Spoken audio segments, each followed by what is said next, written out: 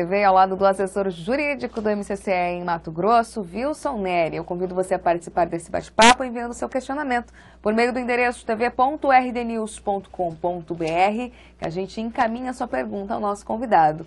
Enquanto eu aguardo a sua participação, vamos conversando com o nosso convidado. Bom dia, Wilson, e obrigada pela presença aqui na RDTV. Bom dia, eu que agradeço.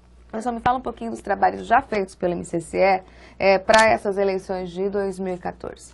Essa eleição ela é atípica, porque nós temos um ano de 2014, um ano que teve Copa do Mundo, e aí o país todo acabou sendo paralisado em razão dessa questão. E a gente já previa dois impactos nessa eleição. A primeira é a lei da ficha limpa, que impunha uma série de obrigações para partidos e para candidatos, e também essa questão da Copa do Mundo. E é em razão disso, em razão do próprio descrédito do povo em relação ao processo eleitoral, ao processo político, que essa campanha é meio que tardia, né? E isso leva, inclusive, a um problema, que o debate é muito raso. Mas a gente tem a expectativa de que alguma coisa séria, do ponto de vista de proposta, aconteça de hoje até o fim da campanha. Dá tempo para os candidatos apresentarem propostas menos superficiais, menos rasas, mais aprofundadas do como fazer e não somente do que vai fazer? A grande preocupação que a gente sempre fez uma crítica em relação à questão da política eleitoral, da política partidária e das campanhas, é em relação à propaganda. Porque a propaganda ela é muito superficial, muito rasa, e ela apresenta um produto. E numa campanha, você precisa apresentar ideia. Você precisa, inclusive, que o candidato saiba o que é orçamento. Hoje, nós temos um grande comprometimento do orçamento em relação à dívida. A dívida, inclusive, já paga. O orçamento da União, agora o que está em vigor, ele reserva mais ou menos 42% para pagamento de dívida. Dívida que já foi paga. No estado de Mato Grosso, nosso orçamento tem quase que a mesma proporção. E ninguém está discutindo isso. Então, há muito pouco recurso financeiro para ser trabalhado. Há aquelas obrigações legais que todo gestor tem que cumprir e a gente não vê essa discussão. E o próprio marqueteiro da campanha acaba vendendo para a sociedade uma ideia de um super-herói, de um super-caçador de corrupto, de um super isso e aquilo, e não é isso que a gente espera. Tanto a gente comentava na eleição, por exemplo, de prefeito passada, em que nós tínhamos bons candidatos em Cuiabá, mas tínhamos péssimas companhias, e hoje a gente vê que essas más companhias acabam influenciando muito mal. Na questão da eleição para governador de 2014 é a mesma coisa. A gente vê candidatos bons, mas péssimas companhias aliadas a nenhuma proposta, a expectativa é que uma administração qualquer que seja a eleita, seja ruim. Como a MCCE tem trabalhado no sentido de fiscalizar essas candidaturas que estão especialmente ao executivo, que é o que a gente tem mais foco? Bom, nós, preocupados com a questão da lei da ficha limpa, e também com aquela ideia da justiça eleitoral, de que tem que ter legitimidade para ir lá impugnar o candidato, ou seja, não é qualquer um, tem que ser, para impugnar, para impedir o registro, tem que ser um partido político, tem que ser uma coligação candidato ou Ministério Público. O que nós fizemos? Lá no começo da campanha, logo após o fim das convenções, que foram em meados do mês de junho, nós preparamos representações de impugnação para cada segmento. Então levamos ao Ministério Público Eleitoral, que titularizou e acabou apresentando algumas impugnações. Nós entendemos que muita gente que está aí disputando a eleição já foi condenada por improbidade, já foi cassado, foi afastado do cargo de prefeito, mas mesmo assim não foi impugnado. E essa é a grande preocupação, porque quando a gente vai lá e fala para o juiz eleitoral que qualquer do povo pode impugnar, é justamente isso. Primeiro que eu tenho uma previsão no Código Eleitoral, né, que foi recepcionado pela Constituição, que fala que todo o poder emana do povo. E segundo, porque a estrutura estatal do Ministério Público Eleitoral, ela não é tão grande o suficiente para fazer esse combate. Então, se aí eu tenho uma eleição em que um candidato a qualquer cargo, seja para o parlamento, seja para o executivo, que você tenha alguma dúvida sobre a vida pregressa ou alguma certeza, aquele cidadão que sabe da coisa ruim e sabe que o MP não agiu, que o juiz não agiu, vai ficar descrendo do processo eleitoral. Isso é ruim, que a gente pode voltar à época da barbárie. Mas você acredita, Wilson, que a população tem buscado cada vez mais denúncias e denunciar as irregularidades ou não? Ainda está muito aquém daquilo que se pode fazer? Olha, em que pese as pessoas estarem denunciando, seja pelos meios institucionais, Tribunal Eleitoral, 0800, o Pardal, seja pelo movimento, seja por meio de partidos políticos e candidatos, é muito pequeno em relação ao montante de problema que tem. O que a gente está vendo é realmente um desapego, uma falta de vontade do eleitor em participar.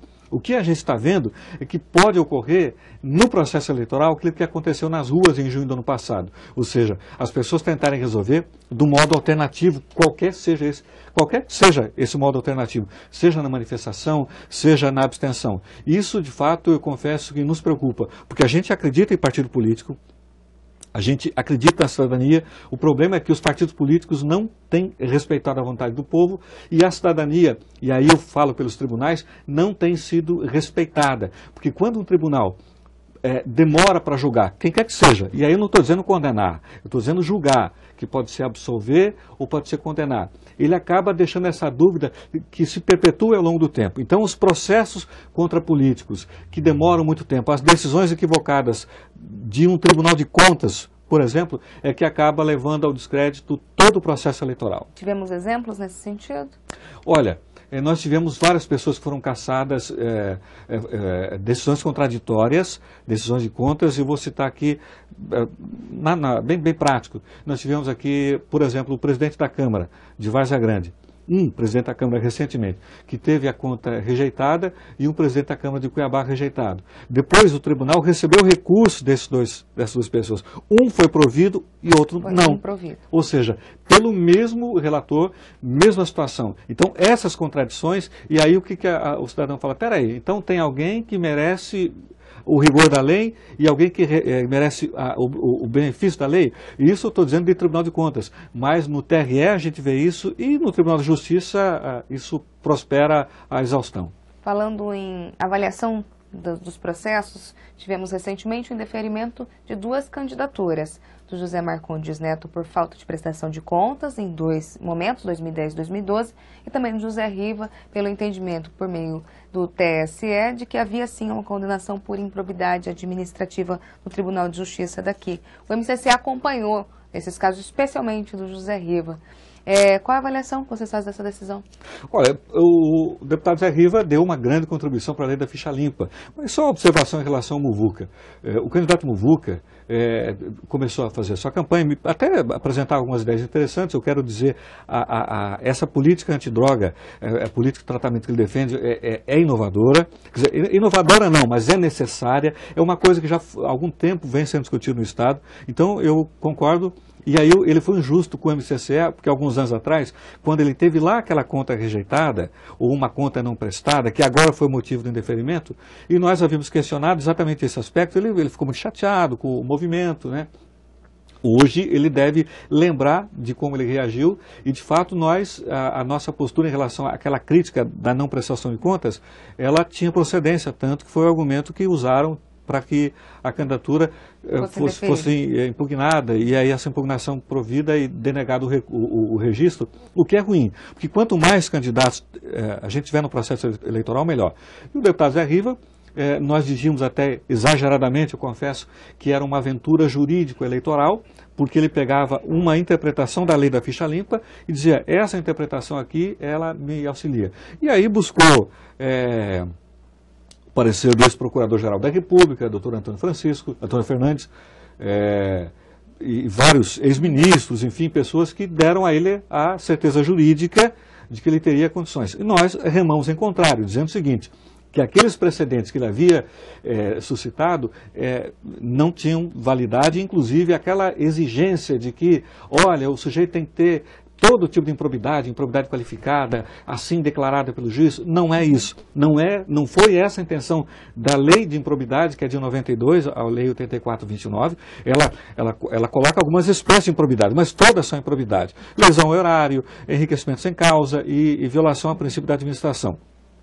E a própria lei da ficha limpa, cujo texto a gente ajudou a discutir, não apresentava essa exigência. Então, nós apresentamos, digamos que um entendimento minoritário, que, aliás, foi o fundamento que apresentamos na proposta, na representação de impugnação, e isso teve enfim, reconhecido a juridicidade pelo próprio nosso tribunal e é mantido pelo TSE. E aí eu quero dizer que, nesse aspecto, esse julgamento foi excepcional no sentido que dá um precedente valioso para ser aplicado em todo o Brasil contra candidatos que tenham respondido a muitos processos. No entanto, houve a substituição da candidatura dele pela esposa, pela Janete Riva, que hoje é candidata a governadora. Acredita que seja uma forma de levar a candidatura dele mesmo, mas tendo a esposa como linha de frente?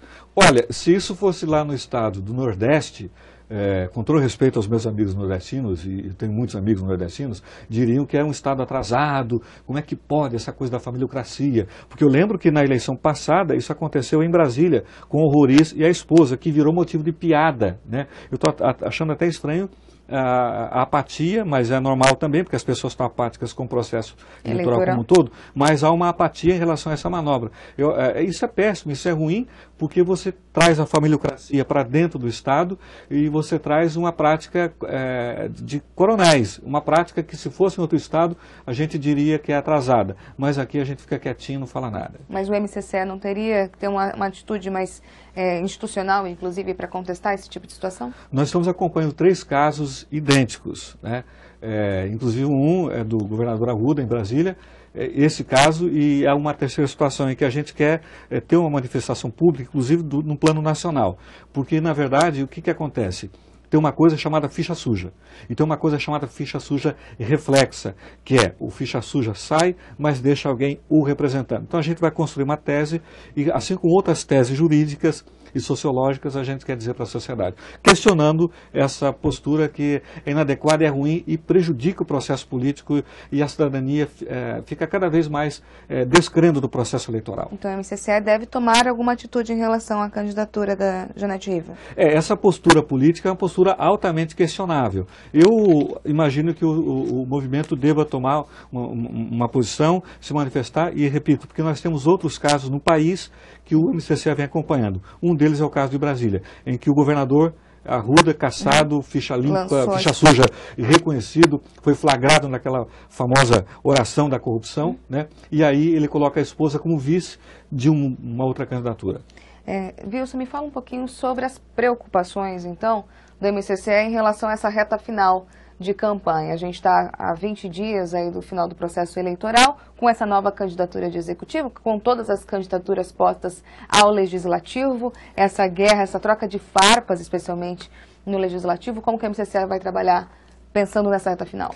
Olha, no mês de maio, a Presidência da República, através de dos seus ministérios, publicou o decreto da participação social, dizendo que as pessoas têm que participar, através de conselhos, do planejamento da proposta, da execução, da fiscalização e da avaliação das políticas públicas. Seria importante, a gente vai disseminar, está disseminando isso, que as pessoas, os segmentos, por exemplo, o segmento evangélico, o segmento do meio ambiente, o segmento da produção, o segmento dos trabalhadores, o segmento dos sem terra, o segmento dos sem teto, produzam a sua política, façam a sua proposta de política e leve para os candidatos para que eles assinem.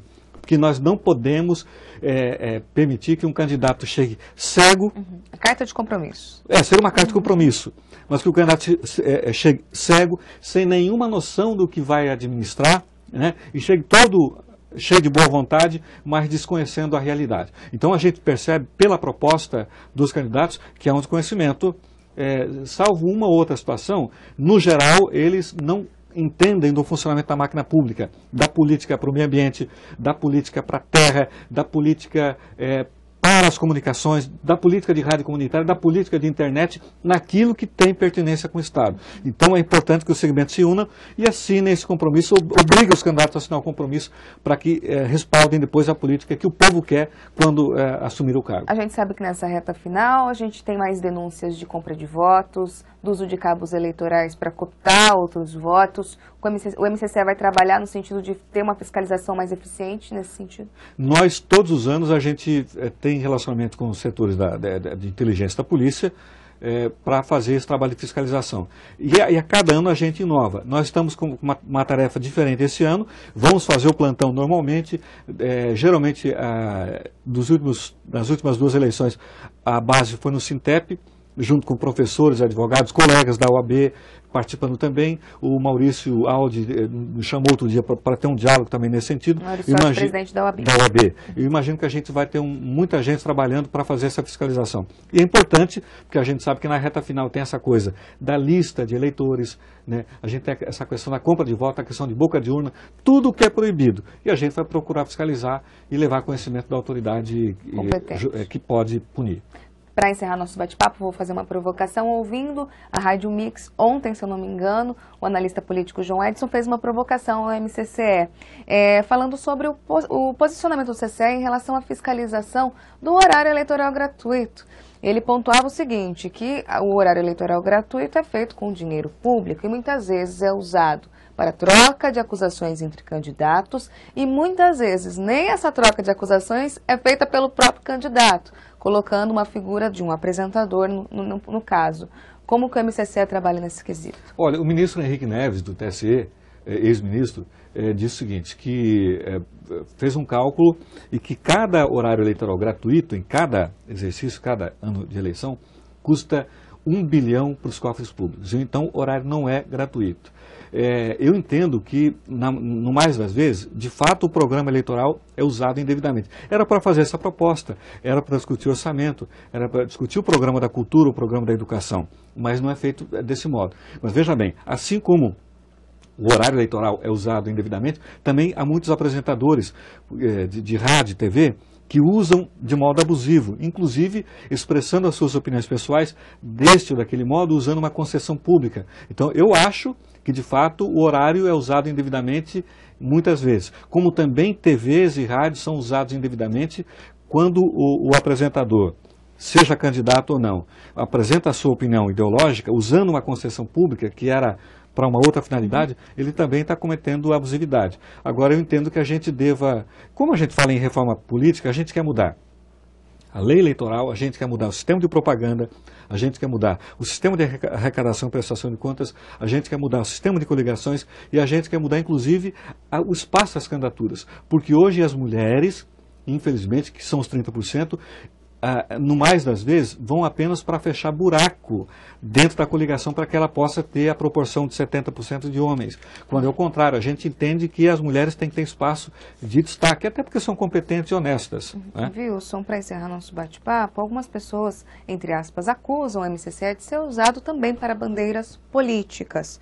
Como que o MCCE tem trabalhado para reagir a esse tipo de crítica? Era a coisa mais normal do mundo. Quando a gente acusa alguém do DEM, fala que é gente do PT. Quando a gente acusou o cara do PT, fala que é gente do PSDB. Quando a gente brinca com o PSDB, os caras da rede falam que a gente está usando desse ou daquele modo. Então é a coisa mais normal do mundo. Né? Eu até comentava aqui na entrada que, em razão disso, nós respondemos a uma série de ações penais. Né? Nunca fomos condenados. Né? Exatamente porque nós já atacamos promotores, juízes, desembargadores, deputados, né? Advogados, né?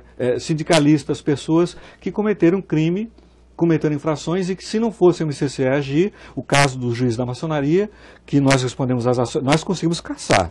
Né? Conseguimos fornecer os elementos para que fossem caçados, mas até hoje respondemos a ações penais. Né? O deputado Riva tem uma ação penal, inclusive tem uma audiência prevista aí, em que é réu Antônio Cavalcante, é réu o governador da MCCE, é réu Adriana Vandoni, que é blogueira e candidata, e é réu Fábio Panuzzi, se não me engano, o Ademar Adams, que é da ONG Moral. Então são poucas pessoas questionando e quando questionam são processadas ou criticadas dizendo que agem politicamente. E é normal, é uma acusação que sempre vai existir. Tá certo, Wilson, a gente agradece sua presença mais uma vez aqui na RedeTV. Eu que agradeço, obrigado.